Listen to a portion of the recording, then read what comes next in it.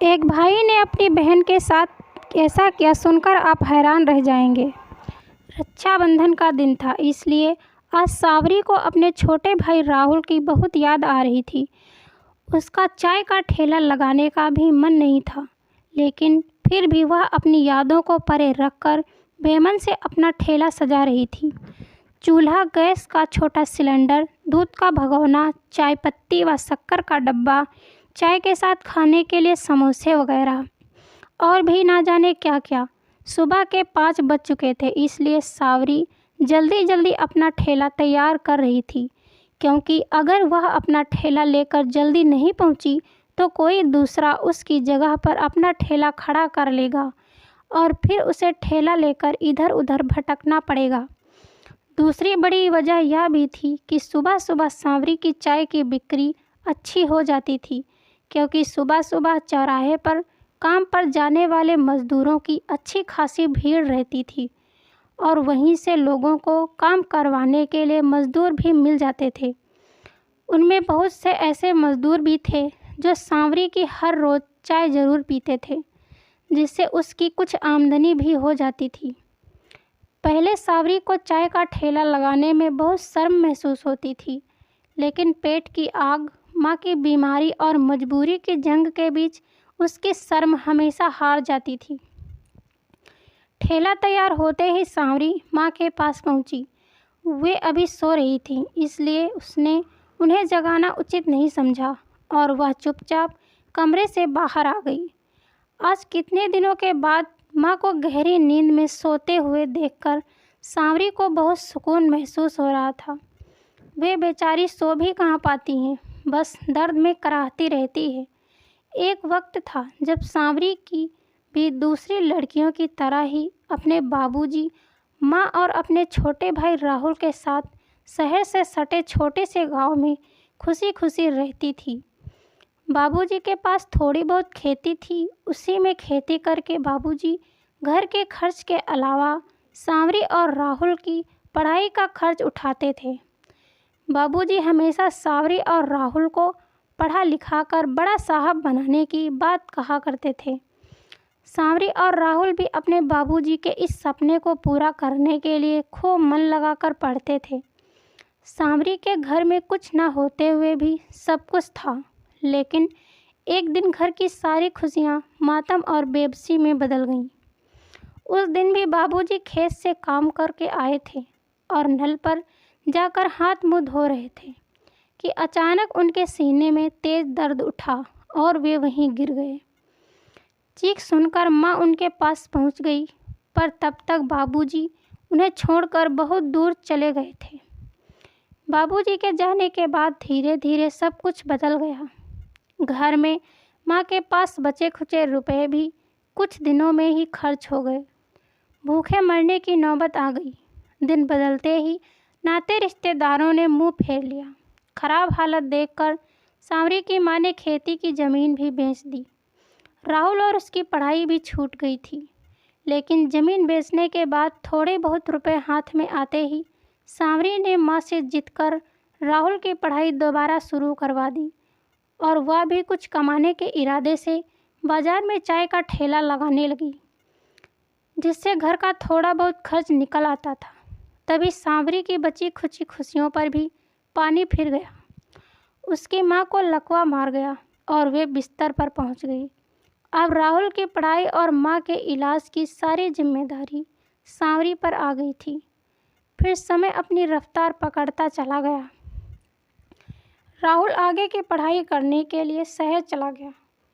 वह वहीं पर रहकर पढ़ाई कर रहा था। सांवरी राहुल को अक्सर जमा किए हुए रुपए भेज दिया करती थी। उधर वह भी अब जवानी में कदम रख चुकी थी। उसके जिस्म में भी बदलाव आने शुरू हो गए थे। उसके सीने के उभार, उसका गदराया बदन और नाजुक पतली कमर देखकर जवान तो जवान, बूढ़ों का भी दिल मचल जाता था। अब वह कुछ लोग राह चलते उस पर छींटाकशी भी करने लगे थे, लेकिन उसे ऐसे लोगों से कोई मतलब नहीं था। इन सब लोगों के बीच सुबोध भी था, जो सांवरी को अक्सर आते जाते देखा करता था। यही नहीं, वह कभी कभी उसके ठेले पर चाय पीने भी आ जाता था, जिसे देखकर वह डर जाती थी। उसे पता चला था कि वह गुंडा है, सड़कों पर मारपीट करते और दुकानदारों से पैसा वसूली करते वह खुद उसे देखा करती थी। हालांकि सुबोध ने कभी सांवरी के साथ छेड़छाड़ नहीं की थी और ना ही वह उससे कभी गलत तरीके से बोला था, लेकिन फिर भी वह एक तरह से डर में घिरी रहती थी। कब सुबोध उसकी इज्जत से खेल डाले और उसकी जवानी को तार तार कर दे। अचानक पड़ोस में मुर्गे की बांग सुनकर सांवरी यादव के भंवर से धरातल पर आ गई। तभी उसे अपने ठेले का ध्यान आया और वह बाहर आ गई। बाहर आते ही उसने अपना ठेला संभाला और उसे ढकेलते हुए चलने लगी। सांवरी जब चौराहे पर पहुंची तो अभी वह इक्का दुक्का लोग ही उसे दिखाई दे रहे थे। उसने ठेले को अपनी तय जगह पर खड़ा कर दिया और स्टूल को ठेले से उतारकर वहीं ज़मीन पर रखकर उस पर बैठ गई। ए सांवरी, जरा एक चाय बना दे। तभी सेवक राम सांवरी के ठेले पर आकर बोला। सांवरी ने एक नज़र सेवक राम को देखा। उसके कपड़ों को देखकर लगा कि वह आज मजदूरी करने नहीं जा रहा था। सांवरी ने चूल्हा जलाकर चाय का भगोना उस पर रख दिया और उसमें दूध वगैरह डालकर चाय बनाने लगी। क्या बात है सेवक राम, आज कहाँ जाने की तैयारी है? सांवरी ने सेवक राम से पूछा। कहीं नहीं, दीदी के यहाँ जा रहा हूँ। आज रक्षाबंधन है, इसी बहाने दीदी से भी मिल लूँगा और राखी भी बंधवा लूँगा। वैसे भी पिछले 2 साल से मैं अपनी दीदी से मिल भी नहीं पाया हूँ। सेवक राम कुछ खींचते हुए बोला। यह सुनकर सांवरी कुछ ना बोली। चाय बन चुकी थी। उसने चाय गिलास में डालकर सेवक राम को दे दी और खुद स्टूल पर बैठ गई। सेवक राम ने सांवरी को राहुल की याद दिला दी थी और उसका मन राहुल से मिलने को होने लगा था। उसने गुल्लक से राखी निकालकर अपने हाथ में पकड़ ली। उसे मालूम था कि आज फिर उसकी खरीदी हुई राखी राहुल की सोनी कलाई की शोभा नहीं बढ़ा पाएगी, क्योंकि राहुल शायद उसे कब का भूल चुका था। आज भी राहुल के कड़वे शब्द उसके कानों में गूंज रहे थे। अचानक एक बार फिर सांवरी यादों के भंवर में उलझ गई। कितनी खुश थी वह उस दिन जब उसे पता लगा कि राहुल पूरे 5 साल के बाद घर वापस आ रहा है। राहुल ने ही उसे बताया था कि उसकी एक बड़ी कंपनी में नौकरी लग गई है, जहां वह मैनेजर है।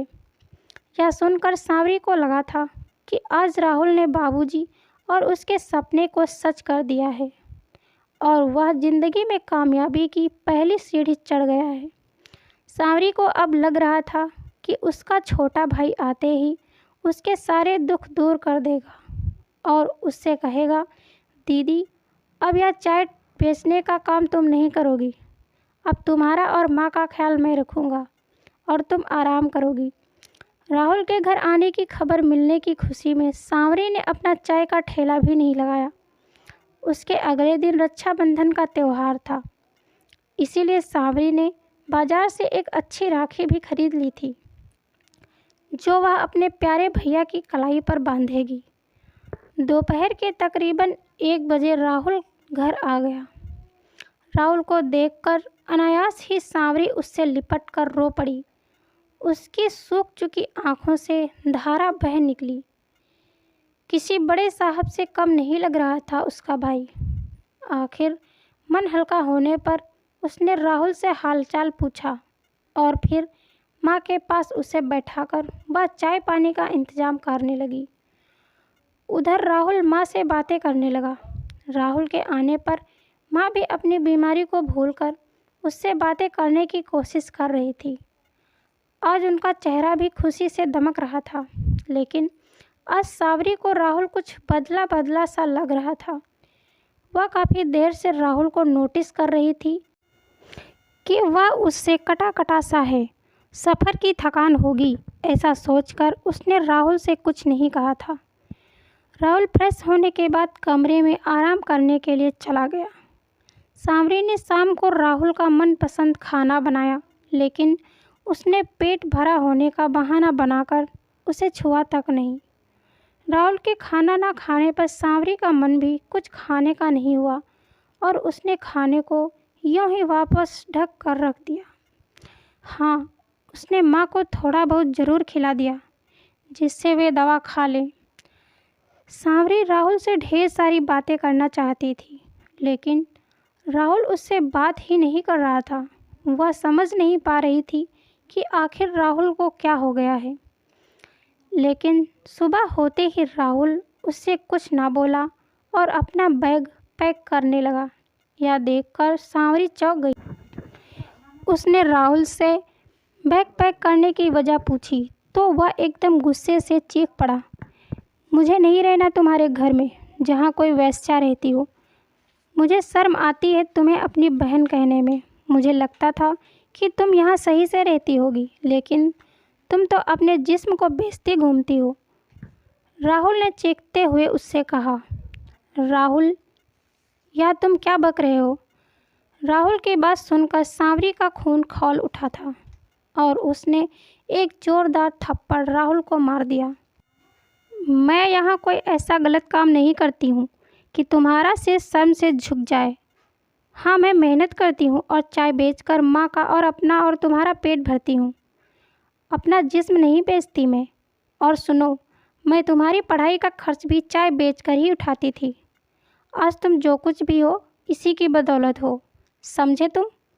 सांवरी गुस्से से राहुल को बोलती जा रही थी, लेकिन यह सब बोलते हुए उसकी आंखों से आंसुओं की झड़ी बहने लगी थी। सांवरी को सपने में भी उम्मीद नहीं थी कि उसका छोटा भाई राहुल उससे इस तरह बात करेगा और उस पर इतने भद्दे इल्ज़ाम लगाएगा। सांवरी की इज्जत पर अभी तक किसी तरह की आंच नहीं आई थी, लेकिन आज उसके अपने छोटे भाई ने ही उसकी इज्जत को तार तार कर दिया था। उधर राहुल सांवरी का थप्पड़ खाने के बाद एक पल भी वहाँ नहीं रुका और अपना बैग उठाकर घर से बाहर चला गया। सांवरी ने भी राहुल को रोकने की कोशिश नहीं की। उसके बाद कितना वक्त बीत गया था, लेकिन राहुल ने सांवरी और माँ की कोई खोज खबर नहीं ली थी। राहुल ने भाई बहन के बीच की डोर को भी तोड़ दिया था, लेकिन रक्षाबंधन का त्यौहार आते ही सांवरी को राहुल की याद कुछ ज़्यादा ही आने लगती थी। लेकिन राहुल के कड़वे शब्द उसके सीने में आज भी तीर की तरह चुभते थे। सांवरी, तभी किसी की आवाज़ सुनकर सांवरी चौंक गई। उसने देखा कि सामने सुबोध खड़ा हुआ था। सांवरी ने आंखों से निकलकर गालों पर लुढ़क आए आंसुओं को पोंछ लिया। सांवरी सुबोध को देखकर समझ गई थी कि वह चाय पीने के लिए ही उसके ठेले पर आया हुआ है। उसने उससे बिना पूछे ही चाय बनाने के लिए चूल्हे पर चढ़ा दी। सांवरी, मुझे आज चाय नहीं पीनी, मैं किसी और काम से आया हूँ तेरे पास। सुबोध सांवरी से बोला। फिर क्या काम है मुझसे? सांवरी ने हैरान होकर पूछा। क्या तुम मुझे अपना भाई समझकर मुझको राखी बांध दोगी? मेरी कोई बहन नहीं है। मैं जब भी तुम्हें देखता हूँ तो मुझे लगता है कि जैसे मेरी छोटी बहन मेरे सामने आ गई हो। सुबोध ने अपना हाथ आगे बढ़ाते हुए सांवरी से कहा। सुबोध की बात सुनकर सांवरी उसे देखती ही रह गई। उसे सुबोध की बात पर यकीन नहीं हो रहा था कि जिसे उसने इतना गलत समझा था वह उसे किसी तरह से गलत नज़रों से नहीं बल्कि छोटी बहन के रूप में देखता था। एक भाई बहन के बीच की डोर तोड़कर उससे दूर चला गया था और दूसरा उस डोर को जोड़ने की बात कर रहा था। सुबोध की बात सुनकर सांवरी की आंखों में आंसुओं की धारा बहने लगी थी और उसने बिना देर किए राखी सुबोध की कलाई पर बांध दी। राखी के कलाई पर बंधते ही सुबोध की आंखों के कोर भी गीले होने लगे थे। सांवरी सोच रही थी कि जहाँ कभी रिश्ते की एक डोर हमेशा के लिए टूट गई थी, तो वहीं आज दूसरी डोर जुड़ गई थी। तो दोस्तों, यह थी हमारी आज की कहानी। अगर यह कहानी आपको पसंद आई है तो कृपया इसे लाइक करें और कहानी पर अपनी राय देने के लिए इसमें कमेंट करें। दोस्तों, ऐसी ही और कहानियाँ सुनने के लिए हमारे चैनल को सब्सक्राइब करें। धन्यवाद दोस्तों। Thanks for watching this video.